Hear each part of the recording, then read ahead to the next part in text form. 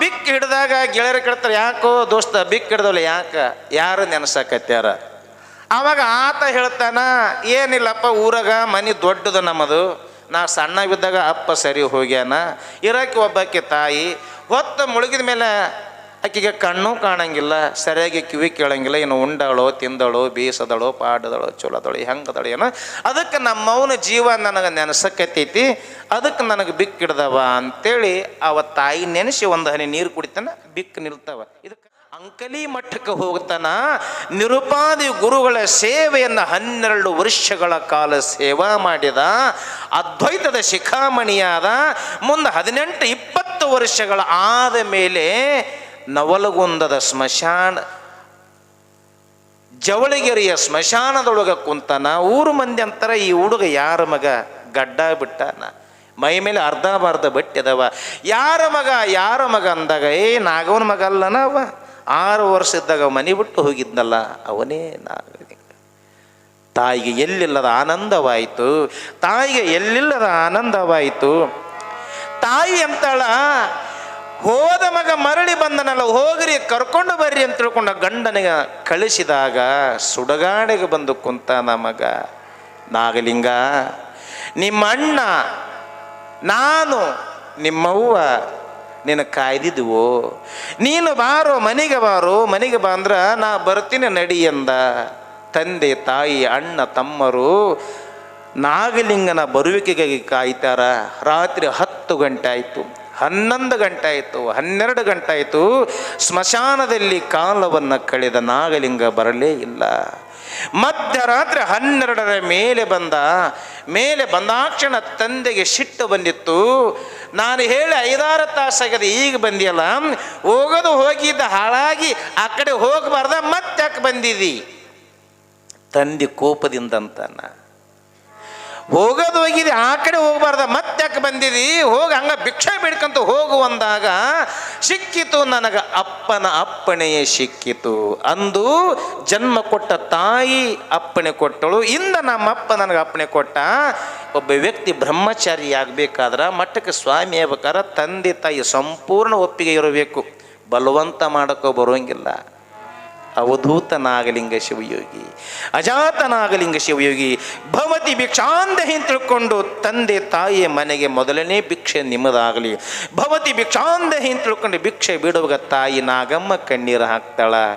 ಊರು ಜನ ಅಂತರಿಯುವ ಅವ ಅವತಾರ ಪುರುಷ, ಹುಟ್ಟಿ ಬಂದಿದ್ದು ಲೋಕ ಕಲ್ಯಾಣಕ್ಕಾಗಿ ಬಂದನ. ನೀಡ್ರಿ ಭಿಕ್ಷೆ ನೀಡಿ ಕಳಿಸ್ರಿ, ಅವನ ಹಣೆ ಬರೆದಾಗ ಏನೈತಿ ಅದು ಆಗ್ತದೆ ಅಂತ ತಿಳ್ಕೊಂಡು ಹೇಳಿ ಕಳಿಸಿದ್ರು.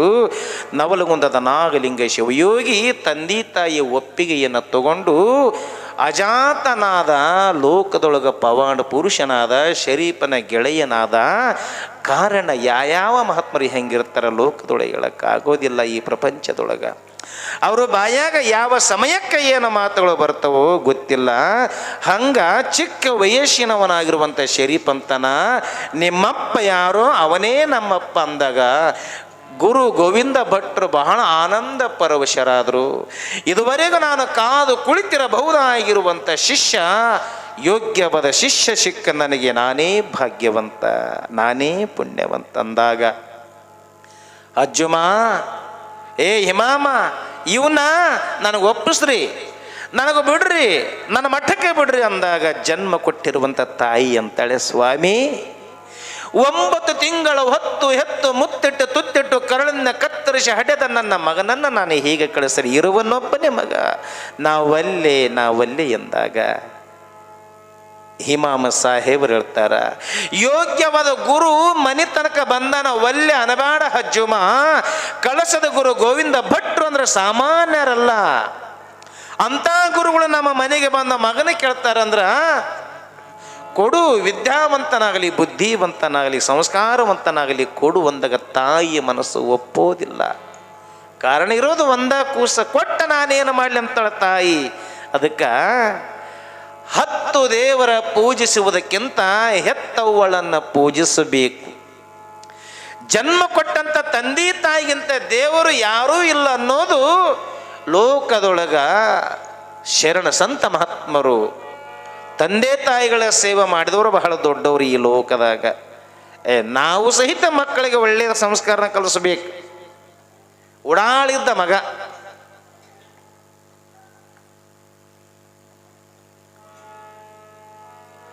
ಅವು ಎರಡು ಇಲ್ಲಿ ಬಂದು ಕೂಡ್ರಿ, ಅಲ್ಲಿ ಮಾತಾಡ್ಕೊಂಡು ಕೂಡಬಾರ್ದು ಸಣ್ಣವು. ಬರ್ರಿ ಈ ಕಡೆ ಬರ್ರಿ.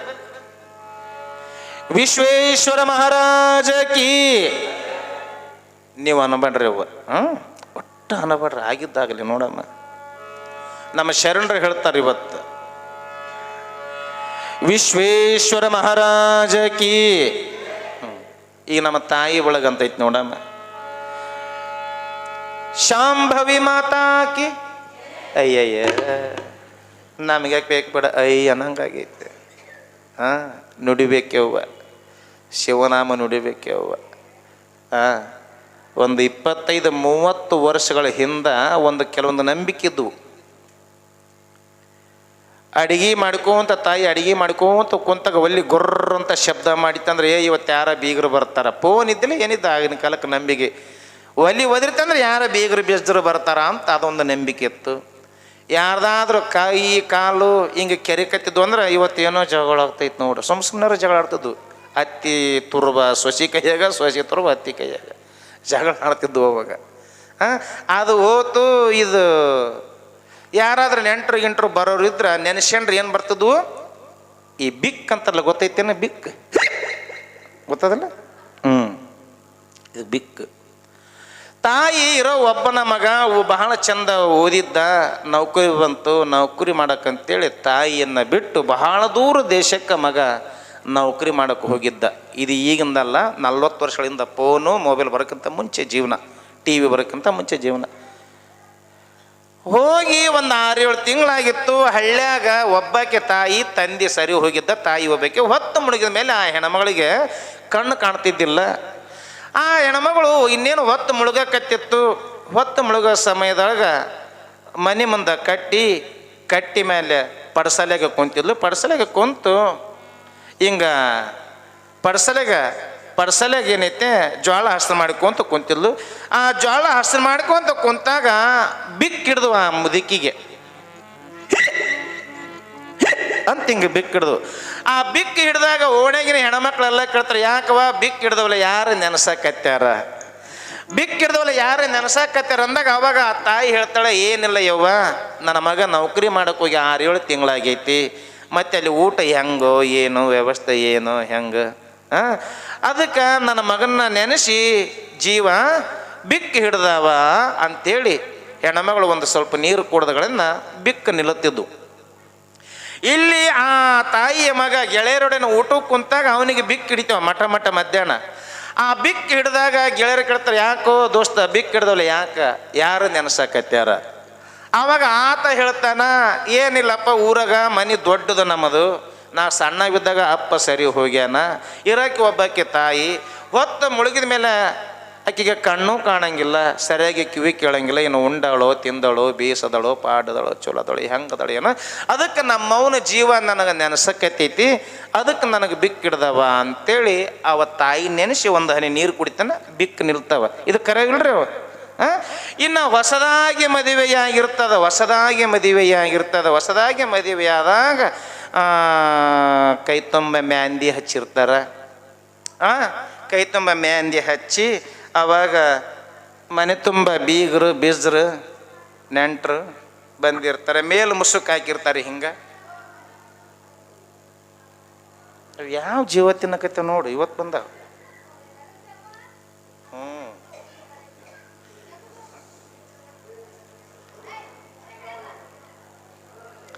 ಇನ್ನು ಹೊಸದಾಗಿ ಮದುವೆ ಈ ಕಡೆ ಇರ್ಲಿ ಬಿಡ್ರಿ, ಅವು ಹಿಂಗೆ ಆ ಕಡೆ ಇರ್ಲಿ. ಹಂಗೆ ಇವತ್ತು ಯಾಕೆ 8ನೇ ದಿವಸ ಅಲ್ಲ,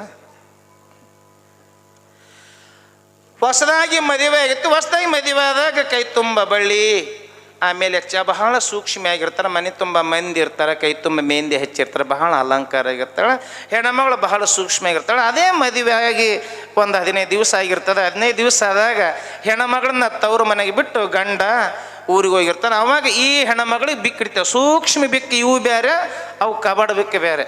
ಈಕಿ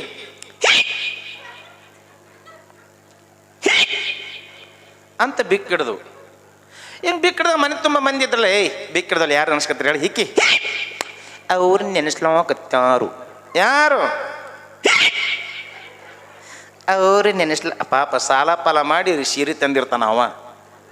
EMI ಕಟ್ಬೇಕಂತ ಸೀರೆ ತಂದಿರ್ತಾನೆ. ಈಕಿ ಯಾರು ನೆನೆಸಕತ್ತಾರ? ಅವ್ರು ನೆನೆಸ್ಲಕತ್ತಾರು. ಹೊಸದಾಗಿ ಮದುವೆಯಾದಾಗ ಬಲು ಚಂದ ಜೀವನ ನೋಡಬೇಕು. ಹೊಸದಾಗಿ ಮದುವೆಯಾದಾಗ ಪ್ರಪಂಚನ ಕಾಣಂಗಿಲ್ಲ. ಏನು ಈಕಿ ಕೈ ಕೈ ಕೈ ಹಿಡ್ಕೊಂಡು ಅಡ್ಡಾಡೋದೇನು? ಒಂದ ಪಪ್ಪುಶಿ ಬಾಟ್ಲಾಗ 2 ಪೈಪ್ ಹಾಕಿ ಕುಡಿಯೋದೇನು? ಒಂದ ಹೇಳಿ ನೀರ್ನಾಗ 2 ಪೈಪ್ ಹಾಕಿ ಕುಡಿಯೋದೇನು? ಹೊಸದಾಗಿ ಮದುವೆಯಾಗಿತ್ತಂತ ಪಿಕ್ನಿಕ್ ಕರ್ಕೊಂಡು ಹೋಗ್ಬೇಕಂತೇಳಿ ಮನೆಗೆಲ್ಲ ವ್ಯವಸ್ಥೆ ಮಾಡಿದ್ರೆ ಗಂಡ ಹೆಂಡತಿ ಪಿಕ್ನಿಕ್ ಹೋಗ್ಯಾರ. ಎಲ್ಲರೂ ಹೋಗ್ಬೇಕಿಲ್ಲ. ಉಡುಪಿ ಕೊಡೈಕೆನಾಲ್ ದೂರ ಅವು ಎಲ್ಲಿಗೆ ಬಂದನ? ಶಾಪುರ ಗುಡ್ಡಕ್ಕೆ ಬಂದನ ಹೆಂಡತಿ ಕರ್ಕೊಂಡು. ಬ್ಯಾರೆ ಎಲ್ಲಿ ಸಿಗ್ಲಿಕ್ಕಿಲ್ಲ. ಅದು ಬರಗಾಲ ಬಿಸಿಲುಗಾಲದಾಗ ಶಾಪುರ ಗುಡ್ಡಕ್ಕೆ ಬಂದನ. ಗುಡ್ಡಕ್ಕೆ ಬಂದಾರ ಇಬ್ಬರು. ಹೊಸದಾಗಿ ಮದುವೆಯಾಗೈತಿ. ಹೆಂಡತಿನ ಮ್ಯಾಲೆ ಕುಂದಿಸ್ತಾನೆ, ಕೆಳಕುಂತು ಹೆಂಡತಿನ ವರ್ಣನೆ ಮಾಡಕತ್ತಿದ್ದಾವ. ನಲ್ಲೇ ಏನು ನಿನ್ನ ಕಣ್ಣುಗಳು ಆಕಾಶದಲ್ಲಿರುವ ನಕ್ಷತ್ರ ಇದ್ದ ಹಾಗೆ ಅವ. ಆಕಿ ಸೊ ಥ್ಯಾಂಕ್ ಯು ಅನ್ನಕ್ಕೆ. ನಲ್ಲೇ ಏನು ನಿನ್ನ ಮೂಗು ಸಂಪಿಗೆ ಇದ್ದ ಹಾಗೆ ಇದೆ. ಆಕಿ ಥ್ಯಾಂಕ್ ಯು. ನಲ್ಲೇ ಏನು ನಿನ್ನ ಹಲ್ಲು ದಾಳಿಂಬ್ರಿ ಬೀಜ ಇದ್ದಂಗದವ. ಥ್ಯಾಂಕ್ ಯು ಅಂದ. ಹಿಂಗೆ ವರ್ಣನೆ ಮಾಡ್ಕೊಂತ ಏನು ಮಾಡಿದ? ನಿನ್ನ ಕೂದಲು ಹಂಗೆ ಕೂದಲು ಹಿಂಗೆ. ಹೊಸ್ದಾಗಿ ಮದುವೆದಾಗ ಬಲು ಚಂದ. ಹೊಸ್ದಾಗಿ ಮದುವೆದಾಗ ನೋಡಬೇಕು. ನಿನ್ನ ಬಿಟ್ಟು ನಾನು ಇರಂಗಿಲ್ಲ, ನನ್ನ ಬಿಟ್ಟು ನೀನಿರಬಾರ್ದು. ಅದ ಮದುವೆಯಾಗಿ 2 ಮಕ್ಕಳಾದ ಮೇಲೆ ಗಂಡ ಮಂದಿ ದೇವ್ರ ಗುಡಿಗೆ ಹೋಗುವಾಗ ದಿನ ಜಗಳ ಆಗ್ತದ. ಅವಾಗ ಶುರುವಾಗ್ತ ಈ ಮನ್ಯಾಗ ನೀನಿರಬೇಕು ಇಲ್ಲ ಲೋಕದ ವ್ಯವಹಾರ. ಬಲು ಚಂದ ವರ್ಣನೆ ಮಾಡಕತ್ತಿದ್ದ. ಅವ ಏನು ಮಾಡಿದ? ನಲ್ಲೇ ನಿನ್ನ ಕಣ್ಣಾಗ ಇಡೀ ಆಲಮೇಲ ತಾಲೂಕ ಕಾಣ್ತಂದ ಮಗ. ಆಕೆ ಸೋ ಥ್ಯಾಂಕ್ ಯು ಅಂದ್ಲು. ಅಲ್ಲಿ ಏನಾಗಿತ್ತಂದ್ರೆ ಪಾಪ ಒಬ್ಬ ರೈತನು 2 ಎಮ್ಮೆ ಕಳೆದ 3 ತಿಂಗಳಾಗಿತ್ತು. ಯಾವ ಸ್ವಾಮಿಗಳು ಪಂಚಂಗಿಗಳು ಯಾವ ದಿಕ್ಕು ಹೇಳ್ತಾರೆ ಎಲ್ಲ ದಿಕ್ಕು ಹುಡುಕಿ ಸಾಕಾಗಿ ಹೋಗಿತ್ತು. ದೊಡ್ಡ ಬೇನಿ ಮರ ಆ ಕಡೆ ಇವು 2 ಕುಂತಾವ, ಈ ಕಡೆ ಇವ ಕುಂತಾನ. ಸುಸ್ತಾಗಿ ಹುಡುಕಿದ್ರು ಎಮ್ಮೆ ಸಿಗಲಿಲ್ಲ. ಇವ ಶುರು ಮಾಡಿದ್ನಲ್ಲ, ನಲ್ಲೇ ನಿನ್ನ ಕಣ್ಣಾಗ ಇಡೀ ಆಲಮೇಲ ತಾಲೂಕು ಕಾಣ್ತಂದಾಗ ಎದ್ದ ಬಂದ ರೈತ. ಯಪ್ಪ ಅಂದ. ಏನು ಯಜಮಾನ, ನೀನು ಹೆಂಡತಿ ಕಣ್ಣಾಗ ಇಡೀ ಆಲಮೇಲ ತಾಲೂಕು ಕಾಣುತ್ತಲ್ಲ? ಯಪ್ಪ ಕಾಣುತ್ತ. ಯಪ್ಪ ನಾನು 2 ಎಮ್ಮೆ ಕಳೆದು 2 ತಿಂಗಳಾಗೈತಿ. ನಿನ್ನ ಹೆಂಡತಿ ಕಣ್ಣಾಗಿದ್ರು ಹುಡುಕ್ಯಾರ ತುಗಿ ಅಂದಂತ. ಹಂಗ ಹೊಸ್ದಾಗಿ ಮದುವೆದಾಗ ಏಯ್ ನೋಡಿದು ಅಯ್ಯೋ ನನ್ನ ಕರ್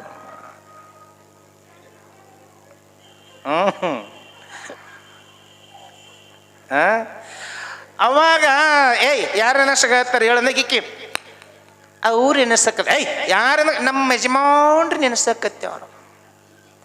ಹೌದು. ಹಂಗ ತಾಯಿ ಮಗನನ್ನೇ ನೆನೆಸಿದ್ರೆ ಬಿಕ್ಕು ಹಿಡಿತೇವ, ಮಗ ತಾಯಿಯನ್ನ ನೆನೆಸಿದ್ರೆ ಬಿಕ್ಕು ಹಿಡಿತೇವ, ಗಂಡ ಹೆಂಡತಿಯನ್ನು ನೆನೆಸಿದ್ರೆ ಬಿಕ್ಕು ಹಿಡಿತೇವ, ಹೆಂಡತಿ ಗಂಡನನ್ನು ನೆನೆಸಿದ್ರೆ ಹೆಂಗೆ ಬಿಕ್ಕು ಹಿಡಿತೇವ.